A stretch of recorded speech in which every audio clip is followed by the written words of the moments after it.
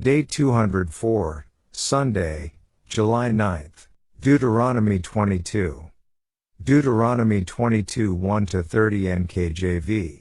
You shall not see your brother's ox or his sheep going astray, and hide yourself from them. You shall certainly bring them back to your brother. And if your brother is not near you, or if you do not know him, then you shall bring it to your own house, and it shall remain with you until your brother seeks it. Then you shall restore it to him.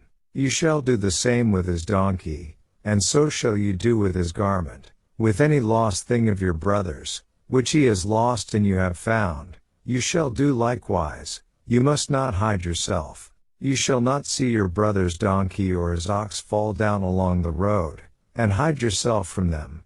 You shall surely help him lift them up again. A woman shall not wear anything that pertains to a man, nor shall a man put on a woman's garment, for all who do so are an abomination to the Lord your God. If a bird's nest happens to be before you along the way, in any tree or on the ground, with young ones or eggs, with the mother sitting on the young or on the eggs, you shall not take the mother with the young. You shall surely let the mother go, and take the young for yourself, that it may be well with you and that you may prolong your days. When you build a new house, then you shall make a parapet for your roof, that you may not bring guilt of bloodshed on your household if anyone falls from it. You shall not sow your vineyard with different kinds of seed, lest the yield of the seed which you have sown and the fruit of your vineyard be defiled. You shall not plow with an ox and a donkey together. You shall not wear a garment of different sorts, such as wool and linen mixed together.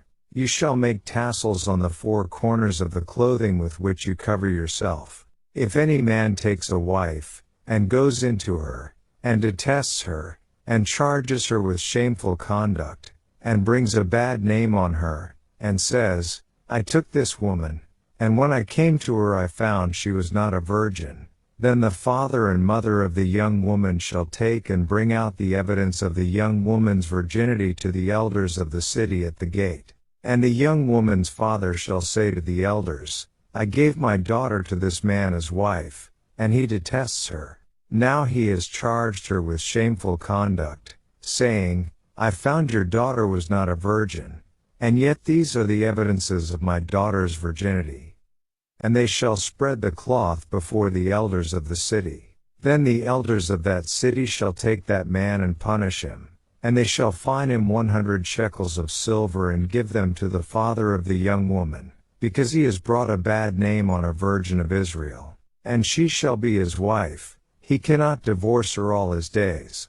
But if the thing is true, and evidences of virginity are not found for the young woman, then they shall bring out the young woman to the door of her father's house, and the men of her city shall stone her to death with stones, because she has done a disgraceful thing in Israel, to play the harlot in her father's house. So you shall put away the evil from among you. If a man is found lying with a woman married to a husband, then both of them shall die, the man that lay with the woman, and the woman, so you shall put away the evil from Israel.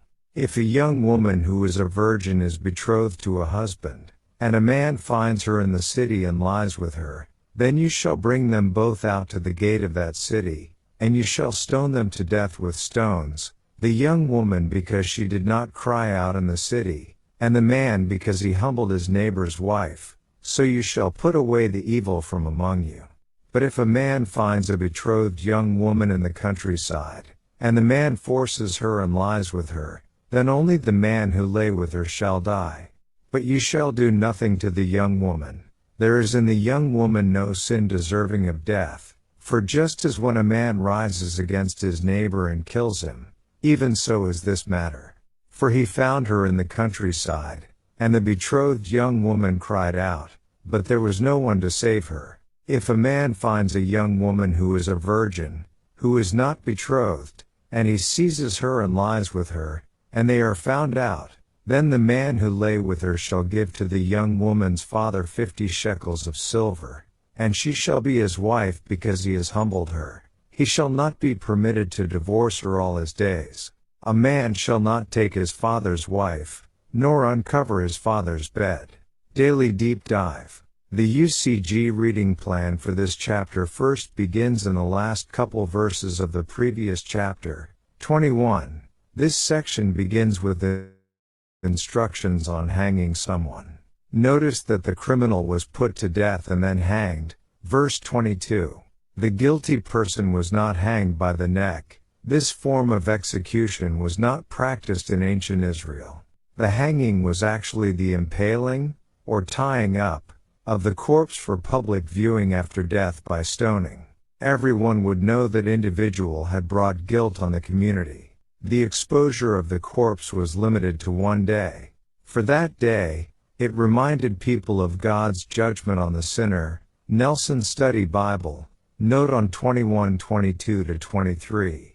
Thus, a criminal so hanged had to be buried before sunset. Verses 22-23.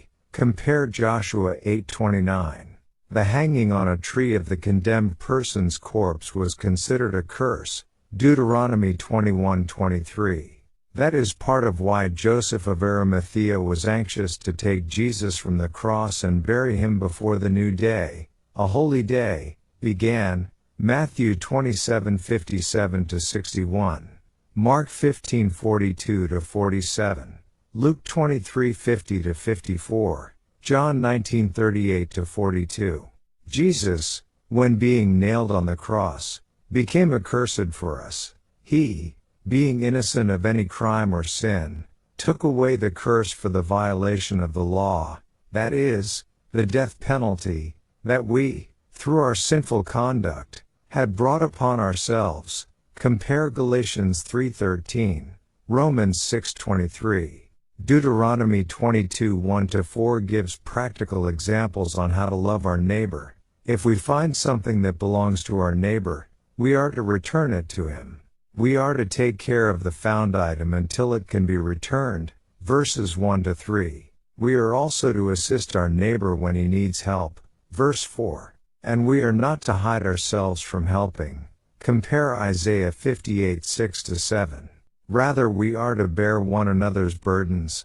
Galatians 6:2. Deuteronomy 22:5 prohibits cross-dressing. A man is not to wear women's clothes and vice versa, according to the cultural norms of the day. This deals with transvestitism or with conduct that could even give the appearance that one is engaged in such a practice. The command does not forbid unisex fashions, that is, attire that is culturally acceptable for both men and women to wear. It should also be noted here that in the ancient Middle East, dressing in the clothing of the opposite sex was a magical practice intended to bring harm to people. For example, a transvestite male would predict that the soldiers of another army would be as weak as females. Nelson, note on 22-5. Verses 6-7 are concerned with the preservation of the environment and wildlife. One is not to take the mother bird and the young birds at the same time, but let the mother go free so that she can continue producing offspring, thus perpetuating the species. If the opposite were done, taking the mother and leaving the young would, of course, die, leaving none of the birds alive. Verse 8 is another law showing concern for neighbor. In ancient houses, roofs, which were flat, were often used like other rooms, especially during hot weather. Thus, there was a real danger of someone accidentally stepping or falling off the edge of the roof. Therefore, this law was to protect others by requiring that a house have a parapet or railing around the roof's edge to prevent accidental injury. While we do not normally put railings around our roofs today unless it is common for people to walk on them, we would certainly do so around a balcony or very high deck. Indeed, the principle here is simply that we try to anticipate dangers in anything we plan or build and do what we can to protect others from those dangers. This law was simply a practical way to love your neighbor as yourself. Leviticus 19:18. Matthew 22:39, to take reasonable steps to protect others from injury. Verse 12 repeats the command from Numbers 15:37-41 that tassels be added to the four corners of one's clothing. One source comments, to understand the significance of the tassel, we must first understand the significance of the hem. The hem of an ancient Near Eastern garment was not simply a fold sewed to prevent the threads of the cloth from unraveling. The hem of the outer garment or robe made an important social statement. It was usually the most ornate part of the garment, and the more important the individual, the more elaborate and the more ornate was the embroidery on the hem of his or her outer robe. The tassel must be understood as an extension of such a hem. Thus, the significance of the tassel, as well as the elaborate hem, is this: it was worn by those who counted. It was the ID of nobility. The requirement of a blue cord in the tassels, see Numbers 15:38, lends further support to the notion that the tassels signified nobility because the blue dye used to color the threads was extraordinarily expensive. Jacob Milgram, of Hems and Tassels, Biblical Archaeology Review, May to June 1983, pages 61 to 62. This supports the common Jewish understanding. In ancient times, non-Jewish royalty wore fringes on the hems of their clothes to indicate their high position. The Torah instructs all Jews to remember that they are a nation of priests with God as their ruler. Malka Drucker, Rosh Hashanah, and Yom Kippur, 1982, p. 48. However, the explicitly stated scriptural reason for tassels is found in Numbers 15:39-40, that you may look upon it and remember all the commandments of the Lord to do them, and so be holy to the Lord. Perhaps, in reminding the Israelites that they were a royal priesthood, the tassels also reminded them that this responsibility required them to obey Him and remain holy. It may even be that the tassels reminded them that God had taken them from slavery and made them a wealthy, blessed people, and that He would continue to bless them as long as they remained faithful to Him. Today it is the Holy Spirit that reminds us of God's law, John 14:26. The Holy Spirit was not given, or even promised, to ancient Israel at large, so they needed such physical reminders. Compare Deuteronomy 5:29. Under the terms of the New Covenant, those physical reminders should not be necessary, as the law of God is being written on our hearts and minds. Jeremiah 31:33. It is true that Christ wore tassels. See Matthew 9:20. The word translated hem here and borders in Deuteronomy 23:5, referring to an ancient hem with tassels as described above, but He lived His human life under Old Testament rules, including its sacrifices and offerings and its physical reminders. Deuteronomy 22:13-30 discusses laws of sexual morality.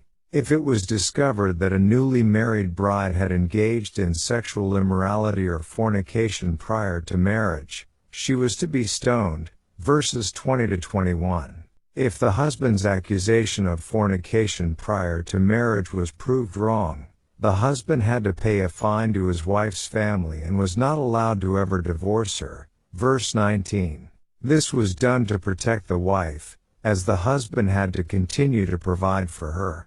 When two unmarried people engaged in fornication and were discovered, the perpetrators had to marry each other, verse 28, unless the father of the girl refused to consent to the marriage. In that case, the man who had enticed the virgin still had to pay money according to the bride price of virgins, Exodus 22:16-17. If two people engaged in adultery, that is, where at least one of them was married to someone else, then both perpetrators were to be stoned, verse 23. The concept of adultery even included a betrothed, though not yet married, woman, as she was already considered to be the wife of the new husband, verses 23-24. Then there was the matter of rape.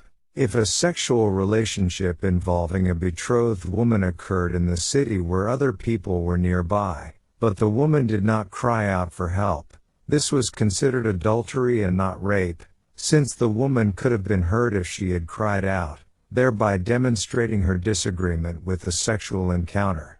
On the other hand, if a rape of a betrothed woman occurred in the isolation of the countryside, where her cries for help would have been to no avail. Then the matter was declared a rape and only the rapist had to die. Verses 25 to 27. Deuteronomy 22:9 forbids sowing a vineyard with different kinds of seed. Verse 10 prohibits plowing with an ox and a donkey together. And verse 11 prohibits wearing garments of different material. Let's examine these three prohibitions in more detail. The prohibition against wearing certain clothes is actually quite specific. Note that the words such as have been added to verse 11. It should actually read, "You shall not wear a garment of different sorts, wool and linen mixed together." That the mixing of wool and linen is really the issue here may also be seen in Leviticus 19:19, which clearly states, "Nor shall a garment of mixed wool and linen come upon you." Wool is an animal product, while linen is a plant product. Such should not be combined, as they produce clothes of lesser quality. Further, the Jamieson, Fawcett and Brown Commentary, JFB, notes that research has determined that wool blended with linen may sometimes increase static electricity to the point of causing heat rashes in hot climates. Note on Leviticus 19:19. Thus, with the prohibition being so specific, synthetic fabric does not even appear to be an issue here, or fabric that is part synthetic and part wool or that is part synthetic and part linen.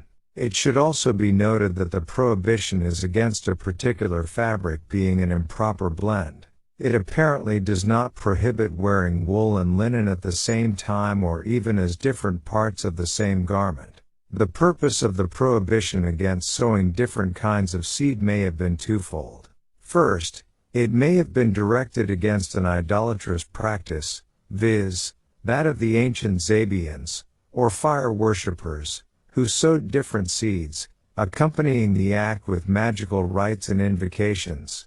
JFB, note on Leviticus 19:19. But this law was evidently also given to prevent the intentional or unintentional cross-pollinating of different kinds of plants, as this would produce substandard hybrids. The same commentary notes that those who have studied the diseases of land and vegetables tell us that the practice of mingling seeds is injurious both to flowers and to grains. If the various genera of the natural order Gramineae, which includes the grains and the grasses, should be sown in the same field, and flower at the same time, so that the pollen of the two flowers mix, a spurious seed will be the consequence, called by the farmer's chess. It is always inferior and unlike either of the two grains that produced it, in size, flavor, and nutritious principles. Independent of contributing to disease the soil, they never fail to produce the same result in animals and men that feed on them. Note on Leviticus 19:19. For other examples, cucumbers should not be planted near watermelons because they will cross and produce a perversion. Likewise, the various members of the muskmelon and cantaloupe family should not be planted near pumpkins or certain types of squash, as they will mix. On the other hand, there is nothing wrong with planting peas or beans among corn, or planting two pasture grasses together. In that case, there is no problem as each seed continues to reproduce only after its own kind. With today's scientific knowledge, there is much planned hybridization. However, much of it is controversial because, generally speaking, with most improvements or advantages come corresponding disadvantages or weaknesses. Hybrid plants grown for human food have often proven less healthful. Several reasons have been offered for the prohibition against yoking an ox and a donkey together for plowing. One explanation is that an ox is a clean animal, while a donkey is unclean. Also, it has been shown that the ox cannot tolerate the smell of a donkey, so that both animals don't really work together harmoniously. They pull unequally and, sometimes, even against each other. The Soncino commentary suggests that the underlying principle is prevention of cruelty, since the ass which is weaker than the ox would suffer in such a combination. The JFB commentary expresses all of these thoughts, stating, "An ox and ass, being of different species and of very different characters, cannot associate comfortably, nor unite cheerfully in drawing a plow or wagon. The ass being much smaller and his step shorter, there would be an unequal and irregular draft. Besides, the ass, from feeding on coarse and poisonous weeds, has a fetid breath, which its yoke fellow seeks to avoid, not only as poisonous and offensive, but producing leanness, or, if long continued, death, and hence, it has been observed always to hold away its head from the ass and to pull only with one shoulder. Note on Deuteronomy 22:10. All of this certainly serves to illustrate a spiritual principle the Apostle Paul brought out in the New Testament. In light of everything that was just pointed out, we can perhaps better understand Paul's point in 2 Corinthians 6:14, where he says, "Do not be unequally yoked together with unbelievers." Indeed, this lesson may be found not only in the rule about plowing, but also the ones concerning seeds and fabrics. For while these precepts have value in the physical realm, they illustrate a spiritual reality. Don't get mixed up with this world. End.